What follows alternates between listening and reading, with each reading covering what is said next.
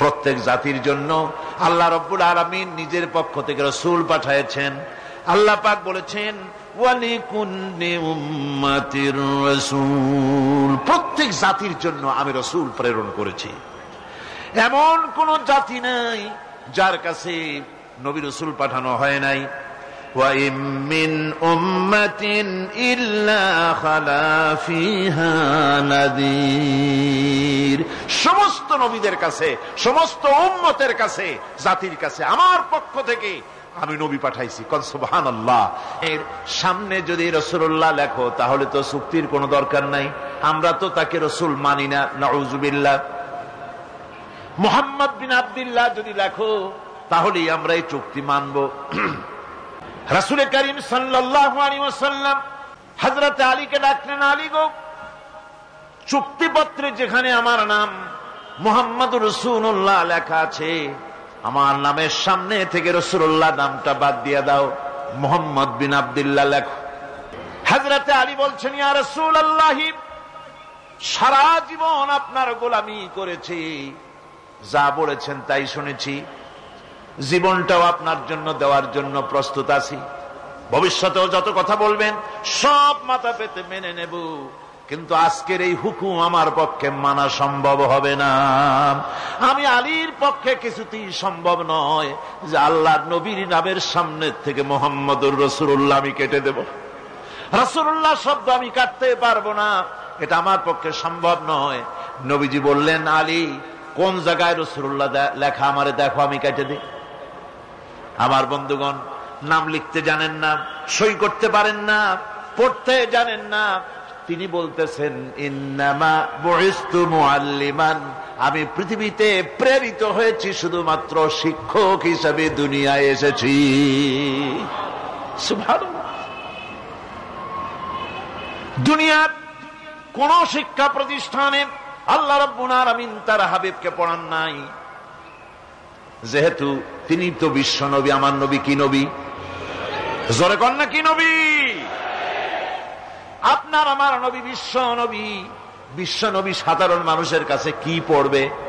যে পড়াবে তার মগজ তো ছোট, তার জ্ঞান তো সীমিত।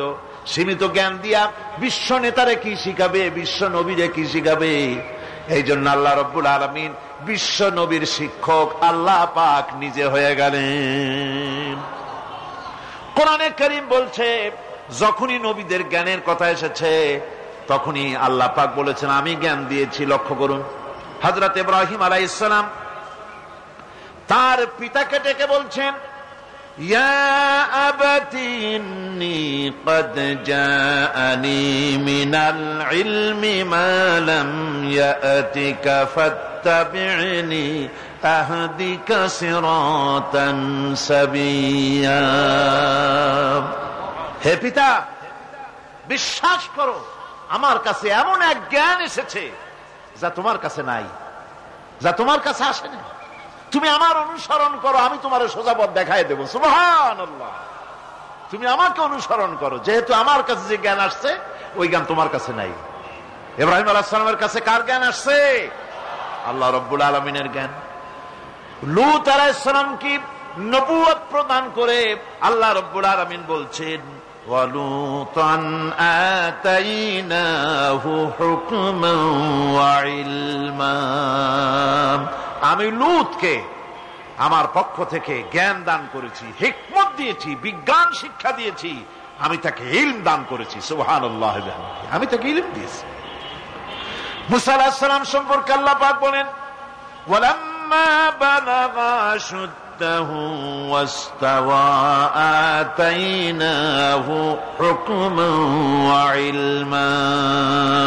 মুসা আলাইহিস সালাম যখন বয়স সন্ধিক্ষণে পৌঁছে গেলেন, যখন তিনি পূর্ণ বয়স প্রাপ্ত হলেন এবং তিনি যখন নিজেকে সম্পূর্ণ লালন পালন করার কাজ যখন তার সম্পূর্ণ হয়ে গেল, আমি তখন আমার পক্ষ থেকে তাকে ইলম দান করেছি, জ্ঞান দান করেছি, হিকমত দিয়েছি, জ্ঞান দিয়েছি। রাসূল করিম সাল্লাল্লাহু আলাইহি ওয়াসাল্লাম সম্পর্কে আল্লাহ পাক বলছেন, ওয়ালা ইন اتبعت أهواءهم بعد الذي جاءك من العلم মা লাকা মিনাল্লাহি মিন ওয়ালিয়্যিন ওয়ালা নাসীর। তুমি যদি জ্ঞান লাভের পরও তাদের প্রবৃত্তির অনুসরণ করো, তাহলে আল্লাহর কাছ থেকে তোমাকে রক্ষাকারী কেউ থাকবে না, কোনো সাহায্যকারী তুমি পাবে না। আমি যে জ্ঞান তোমাকে দিয়েছি এটারই অনুসরণ করো, এর মধ্যেই মুক্তি, বিশ্ববাসীর মুক্তি এই জ্ঞানের অনুসরণের ভেতরে। কেউ যেন বলতে পারে না যে আমরা আল্লাহর পক্ষ থেকে কোনো দাওয়াত পাই নাই, আল্লাহর পক্ষ থেকে সত্যকে চেনার কোনো রাস্তা পাই নাই।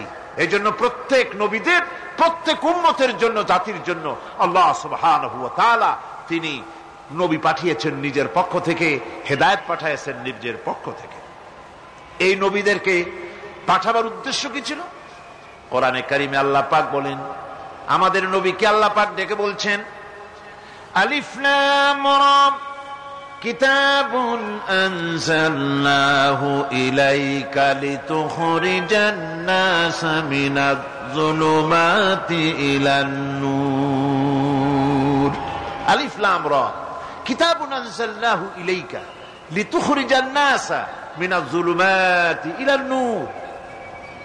এই কিতাব আমি আপনার উপর অবতীর্ণ করেছি। এ হচ্ছে একখানা কিতাব, এই কিতাবখানা আমি আপনার প্রতি অবতীর্ণ করেছি। এই জন্য করেছি কিতাব অবতীর্ণ, যাতে করে মানব মণ্ডলীকে পঞ্জীভূত অন্ধকারের ভিতর থেকে বের করে আলোর দিকে নিয়ে আসতে পারেন। এ বিশ্ব হচ্ছে অন্ধকারে ভরা। পৃথিবীতে মানব রচিত যত মতবাদ আছে সব হচ্ছে অন্ধকার। সবগুলি কি? অন্ধকার। এই অন্ধকারের ভিতর থেকে আলোর দিকে নিয়ে আসবেন। আলো হচ্ছে কি? ইসলাম। আলো হচ্ছে কোরআন। কোরআনের দিকে নিয়ে আসবে, ইসলামের দিকে নিয়ে আসবে। সেই জন্য আমি আপনার প্রতি এই কোরআন অবতীর্ণ করেছি। আমার ভাইয়েরা, সকল আসমানি কিতাবের উপরে আমাদের ঈমান আনা লাগবে। শুধুমাত্র কোরআন শরীফের উপরে নয়, সকল কিতাবের উপরে ঈমান আনতে হবে। কোরআনকে যেমন মানি, মুহাম্মদ সাল্লাল্লাহু আলাইহি ওয়াসাল্লামকে যেমন মানি, সব নবীদের উপরে ওই রকম ঈমান আনতে হবে। কোরআন যেমন মানি ওই রকম করে সমস্ত কিতাবের উপরে ঈমান আনতে হবে। এটার শর্তই দেওয়া হয়েছে, মুমিন হচ্ছে তারা ওয়াল্লাযীনা ইউমিনুনা বিমা উনজিলা ইলাইকা ওয়া মা উনজিলা মিন ক্বাবলিক। মুমিন হচ্ছে সেই সব লোক, মুত্তাকি হচ্ছে তারা যারা তোমার উপরে নাজিলকৃত কিতাবের উপর ঈমান এনেছে এবং এর আগে যত কিতাব আসছে সমস্ত কিতাবের উপর ঈমান এনেছে, তারাই হচ্ছে মুত্তাকি, তারাই হচ্ছে মুমিন। আল্লাহ পাক বলেন, নাযালা আলাইকাল কিতাবা বিল হাক্কি মুসাদ্দিকান লিমা বাইনা ইয়াদাইহি। আল্লাহ তোমার প্রতি সত্য সহকারে যে কিতাব নাজিল করেছেন আর এর পূর্বে আগত সকল কিতাবের উপরে এর সত্যতা প্রমাণ করে। এ কোরআন হচ্ছে আগের যত কিতাব নাজিল হয়েছে সমস্ত কিতাবের সত্যতা প্রমাণকারী কিতাব।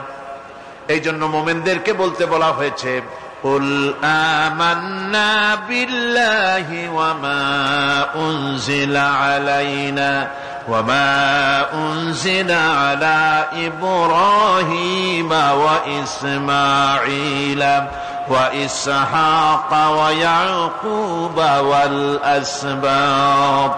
বলো, আমরা ঈমান এনেছি আল্লাহর প্রতি, আমাদের প্রতি অবতীর্ণ কিতাবের প্রতি, আর ইব্রাহিম, ইসমাইল, ইসহাক, ইয়াকুব এবং তার আওলাদদের প্রতি যে কিতাব অবতীর্ণ হয়েছে সমস্ত কিতাবের উপর আমরা ঈমান এনেছি। وما أوتي موسى وعيسى والنبيون من ربهم لا نفرق بين أحد منهم ونحن له مسلمون। আর মুসা, ঈসা, অন্যান্য নবীদের উপরে যত কিতাব অবতীর্ণ হয়েছে সমস্ত কিতাবের উপরে আমরা ঈমান আনতেছি। আর আমরা হচ্ছি আল্লাহ পাকের আজ্ঞাবহ, আমরা হচ্ছি আল্লাহ পাকের বান্দার মধ্যে আমরা শামিল। আল্লাহ পাক বলছেন, এই পৃথিবীতে আমি যত নবী পাঠাইছি সমস্ত নবীদের সাথে তিনটা জিনিস দিয়েছি। কয়টা জিনিস? তিনটি জিনিস দিয়েছি সমস্ত নবীদের। লাকাদ আরসালনা রুসুলানা বিল বাইয়িনাতি ওয়া আনজালনা মাআহুমুল কিতাবা ওয়াল মিজানা লিয়াকুমান নাসু বিল কিসত। নিঃসন্দেহে আমি নবীদেরকে স্পষ্ট নিদর্শনাদি সহ এই পৃথিবীতে পাঠিয়েছি এবং সেই সঙ্গে তাদেরকে কিতাব দিয়েছি আর তাদেরকে মিজান দান করেছি, বাইয়িনাত দান করেছি। তিনটা জিনিস দিয়েছি, এক দিলাম বাইয়িনাত, আর এক দিলাম কিতাব, আর এক দিলাম মিজান। কয়টা হলো? তিনটা। বাইয়িনাত কি? বাইয়িনাত হলো, বাইয়িনাত বলা হয় এমন জিনিসগুলি কি যা একজন নবীর আচার আচরণ দেখে বুঝতে পারা যায় নিঃসন্দেহে ইনি আল্লাহর নবী। সুবহানাল্লাহ। এটাই হচ্ছে বাইয়িনাত। তার চরিত্র, তার আচার আচরণ, এগুলি প্রমাণ করে তিনি নবী। আমার বন্ধুগণ, হযরতে খাদিজা রাদিয়াল্লাহু তাআলা আনহা যখন ইসলামের দাওয়াত পেয়েছিলেন, আল্লাহর নবীর পক্ষ থেকে যখন দাওয়াত পেলেন, নবুয়তের তাওহীদের যখন দাওয়াত পেয়েছিলেন, একজন স্ত্রী হিসেবে তার স্বামীর প্রতি এত শ্রদ্ধা, স্বামীর প্রতি এত ভক্তি শ্রদ্ধা, অনাবিল ভক্তি শ্রদ্ধা, যার কারণে হযরতে খাদিজা একটা মুহূর্তের জন্য, এক সেকেন্ডের জন্য দেরি করেন নাই, কোনো প্রশ্ন তোলেন নাই যে আপনি নবী হইলেন কেমনে, অথবা আপনার মধ্যে তো এই জিনিস দেখছি, আপনি নবী হইলেন কেমনে, এমন কোন কথা বলেন নাই। যখনই নবুয়তের তাওহীদের দাওয়াত পেলেন, মা খাদিজাতুল কুবরা সঙ্গে সঙ্গে তিনি পড়ে নিলেন লা ইলাহা ইল্লাল্লাহু মুহাম্মাদুর রাসূলুল্লাহ।